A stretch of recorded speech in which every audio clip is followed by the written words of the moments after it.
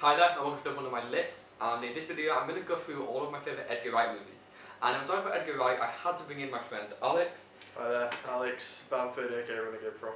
Yeah, that's a YouTube channel, because he's a much bigger Edgar Wright fan than I am. He favourite director. He is indeed, yeah. We're going to just basically rank his 5 feature films. We haven't seen A Fistful of Fingers, his debut, unfortunately. Yeah, it came out in 96. Yeah, 95, something like that. It came out in the 90s. Yeah, I think it might be 95 actually. Obviously no shorts included, so no Dead Right, no Don't, etc., which are all great, but we're only going to do his feature films. And we have slightly different opinions, but pretty much we agree. Pretty much the same, yeah. So yeah, it's not too bad. So let's just get straight into it, no point talking forever. Number 5 is Baby Driver. Yeah. Easily, I think, Wright's worst film. It's still great, it's still better Yeah, than... it doesn't decredit the film. The film's still great. Oh yeah, the film is, Baby Driver made, well, my top 40 of the year. It's one of the best films of 2017. It still is his worst film. It's his film I think that's least funny. Yeah, the drama's kind of lacking. It also has a few problems I think in that it's very stylish, but unlike his other films, it isn't really parodying or a homage to any of the genre. Yeah, I get that, yeah. So its style is kind of meaningless. The relationship's a bit like... Yeah. I feel this is the recurring problem with Edgar Wright in that his romantic relationships, once they're set up, they're really good. Like once I buy into them, I'm like, oh yeah, I really get why they're a couple. Yeah. And I really like them as a couple. But in the scenes where they first meet up and they fall in love, he's always like one scene away from convincing me they're in love. Yeah, I get that. It's the same in his other films too. I feel like in most of his films, he's one scene away from truly convincing me of the love story. But some films are definitely exceptions. Yeah, yeah. But Baby Driver in particular, I feel suffers from that. Yeah. Great cast though. Like I love the Ansel Elgort, Lily James, Kevin Spacey, John Hamm. Bit sketchy with the Spacey thing there. How far worth do you reckon Baby Driver is from his next tier of films? Because I think it's like only a little bit worse. Well, yeah, that's the thing. I remember saying this to someone, and I was like, Baby Driver is his worst one. I was already seeing Fistful of Fingers. So. Yeah. But for me, like, was his worst film, but not in a bad way. It's hard to explain. It's like just because I'm comparing it to his other films. Yeah. But like, it's still like easily. I don't know if you're doing ratings now, but it's still easily like an 8 out of 10. Yeah, it's certainly... For me, definitely. Yeah, I'd agree, it's at least an 8. I feel like it's definitely up there. Yeah. One thing I think that lets Baby Driver down is just because it's not a comedy as well. Yeah. Like it has... It does have comedic moments, but it's not actually a comedy, it's an action romance. Yeah, and so I think Wright's biggest strength is his comedy, and I don't think he does as well with just drama. But the technical shots are very beautiful. Oh, the way he uses the red smoke on the tyres for the cars is just, really good. And I mean, I'm a big car person as well.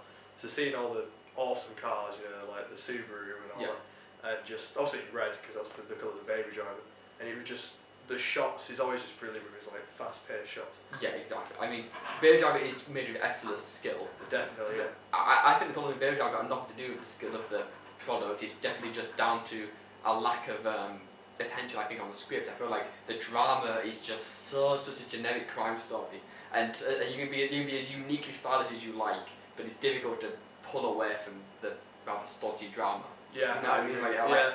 Like yay for style, but not much else.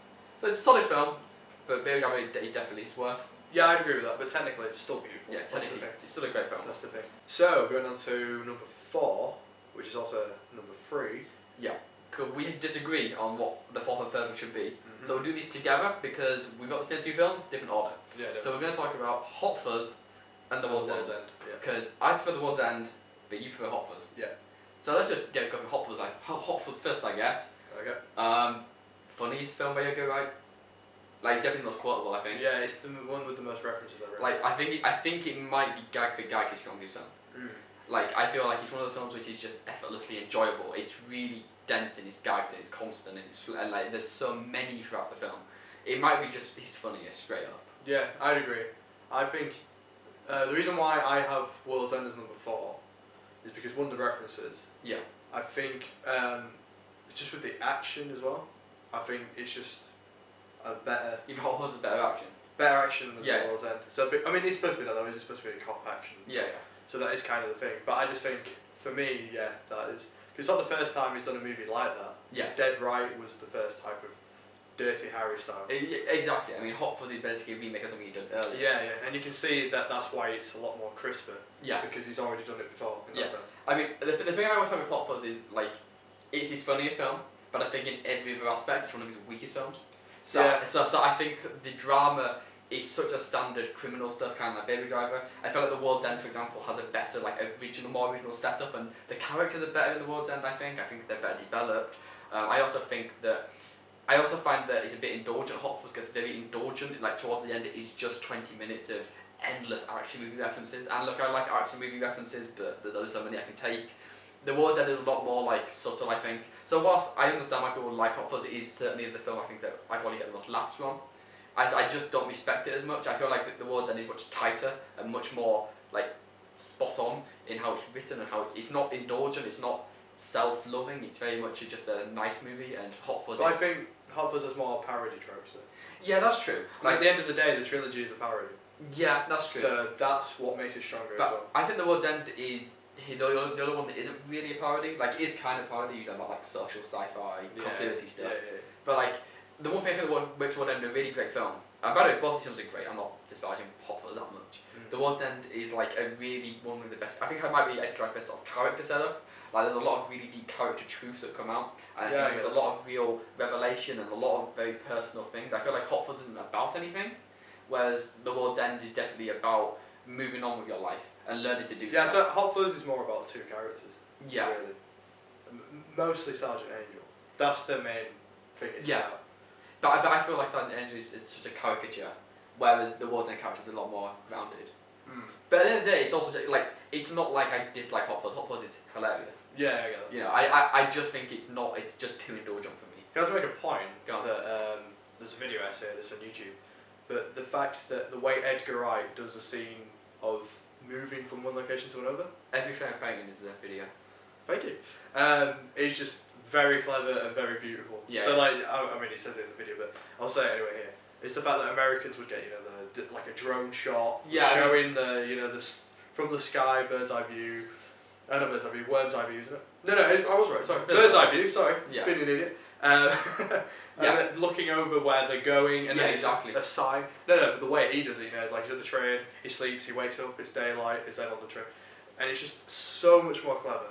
Yeah. So much more clever. Edgar Wright gets a joke out of every single moment in Hot Fuzz. Yeah. And with The World's End, he gets a joke out of so many moments, but then on top of that, he has a really good drama. Yeah. I think. But also, I remember seeing, we saw World's End in the cinema together. And fucking, that was such a good time. I love The World's End. Like, it was great, yeah, definitely. Like, and as someone who loves pub crawls, I have to say, like, World's End is like such an awesome pub crawl movie. Yeah, definitely. So number 4, number 3, we're still in great territory. And I think the next two are the masterpieces, really. Definitely agree with that. Yeah. So let's move on. Number 2 is Scott Pilgrim versus the World. Yeah, this is definitely. This is so great. This film, isn't it? We have watched this so many times. So many times when I first watched this, I was like, I remember watching it at your place back in like 2011 or whatever, and we just like watched. I've watched it like days at a time, just on a loop. Yeah, it's so good. I just can't get over how good it is as a film. We've drunk to it so many times. Yeah. There is no film I think quite as rewatchable as Scott Pilgrim vs. the World. There's a time in my life where this movie meant so much to me, and it still really does, I think. Yeah, I mean the technical of it is just beautiful for a start. I think this is Edgar Wright's most, in terms of just visual technical accomplishment, this is it. This is the one. This is the one. Yeah, like, I definitely agree with that. Every single shot is so filled with references, with details. It's so perfectly edited, perfectly structured. It's fantastically. It's great. Yeah. Enigmatic in those ways. And obviously it's based on the comic books. And also if you're into video games like myself, the amount of video game references in it, I mean you've even got like a Sonic the Hedgehog sound effect in and stuff like that. It's just really. I mean, this is one thing that I think Edgar Wright does so well, that he brings other medias to his stuff. Like Baby Driver is a music movie. Yeah. Scott Pilgrim is a video game movie. Yeah. You know? And then his trilogy is a specific genre movie being revamped as a comedy. Yeah. Like that's his whole thing. He's taken another medium and just subverting it in certain ways of it. There's so many laps in Scott Pilgrim. Yeah, actually, that's a point. Like that might be his funniest. What was I saying earlier? Yeah, no, I think I do laugh at Scott Pilgrim, to be honest. Like Scott Pilgrim is so fun. And the thing is, like, I also think the characters are really sweet as well. I really like the characters. Yeah, and it captures a very specific sort of teenage or early 20s sort of angst as well. I think it's the most brilliantly quirky thing of its kind. Yeah, I mean the music in it as well. I mean when I was doing music in school, I was doing some of the songs from Scott Pilgrim. I remember seeing you do those like songs. Garbage Truck by Beck and stuff like that. Yeah. So like even the soundtrack's great. The fact they got them in, they got Metric in, they did Black Sheep. Yeah. Just songs like that, I think they were great. And just, I mean, obviously the technical thing we've gone on about, but the action in it, the way it's choreographed. Yeah, it's just very. It's one of the finest films of the last 10 years. I think it's just an absolute masterpiece. And the romance, actually, this is one thing because I was saying that he's always like one scene away from carrying on the romance. I think Scott Pilgrim's different. No, actually, I was thinking of Scott Pilgrim specifically when I told about that. Really? I have one criticism of Scott Pilgrim and I hold it to this day. Is I still think one scene away from understanding what Ramona sees in Scott in the first half. Once I get together, I'm with it. Once I get together, I'm like, yeah, I love the film. But like, I'm always like, I needed one more scene for me to truly agree that Ramona loves Scott unwaveringly. Oh, okay, I get that. I thought it was more of the quirk of Scott. Yeah, I mean, I think that might be the appeal of it. I thought the reason why, this is my perspective, definitely auteur theory now, but it's because he's the complete opposite of Gideon. Yeah, no, I don't think that. Because Gideon's forceful in nature, right? Obviously trying to do, and it's sort of like that whole like leader kind of thing. Yeah. Scott is very like just kind, you know what I mean? Yeah, he's kind and quiet. He can quite quiet at times, but can be a leader as well, I suppose. Yeah. But he's not forceful, and I think that's why she went for Scott. Yeah. He's one of the first guys who's, because every single one of her ex was very like forceful, I think. Yeah. And that's like the one who was just. I mean, very. I can agree with that interpretation. I still find that something that just doesn't start song in every single one. Fair So enough, I'm like, I just wish I want one little 2-minute scene just to finalise it. When the book that he gets with knives at the end instead of. Yeah, that's your thing. Right. Yeah, that's the thing I really like about Scott Pilgrim. It has a knife subplot. And the knife subplot, I think, is one of the strongest subplots in that film. But I do prefer the ending from the film. Yeah, but that's the other thing as well. Like, people like to complain because of the ending, but like, no, the ending is fucking perfect. Yeah, I prefer him getting back with Ramona. Like him, he fucking fought for Ramona all the way through. And now it's fucking hard working, but fucking that ending. That ending is great. He got with the right person. Like, it was the right thing for the characters and for the story, and that's exactly the thematic ending it needed to be. And just going through the doll, the metaphor of it all, and then the 5, 4, 3, 2, 1. Oh, it's a brilliant film. It's perfect almost. Yeah, absolutely. So good. So number 1 is Shaun of the Dead. Definitely. Which is definitely, unquestionably, Edgar Wright's most perfect film. In fact, it might be flawless. It's really. I love it so much. It's actually one of my favourite films ever. Oh, I mean, definitely in my like top. Yeah. When I get asked, because it's such a hard question, what's your favourite film? You always think of this.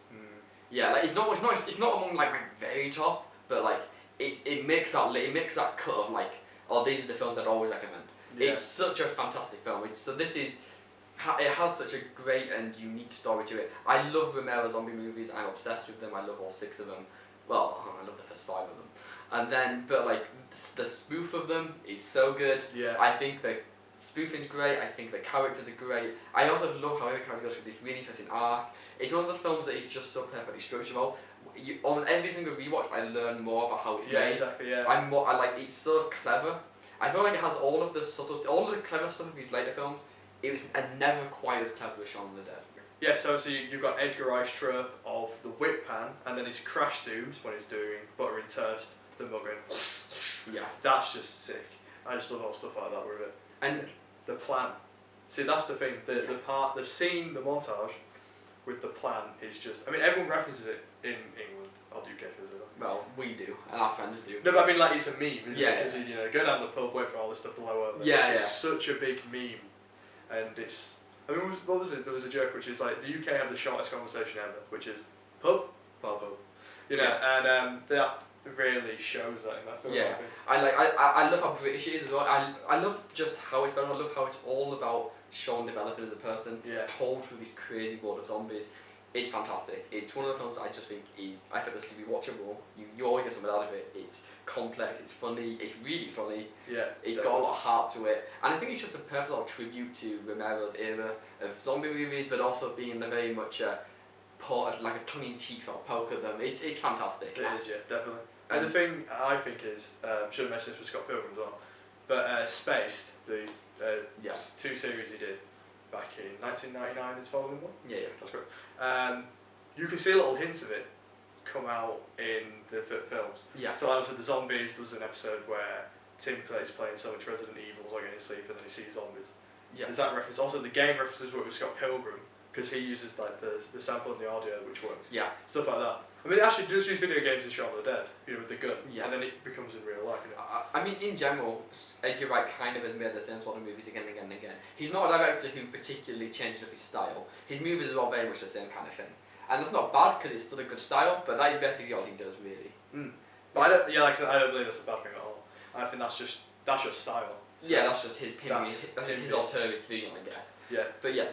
And for me, I love it, and that's why I'm my favourite director. Yeah. I take a lot of inspiration from him as well. Yeah, so Shaun Dead, easily number 1 on this list, Easily no question. Definitely. And the funny thing was, actually speaking of the video games thing, he said the reason why, he does actually love video games, but he has to pull himself away from them because he becomes too involved in them.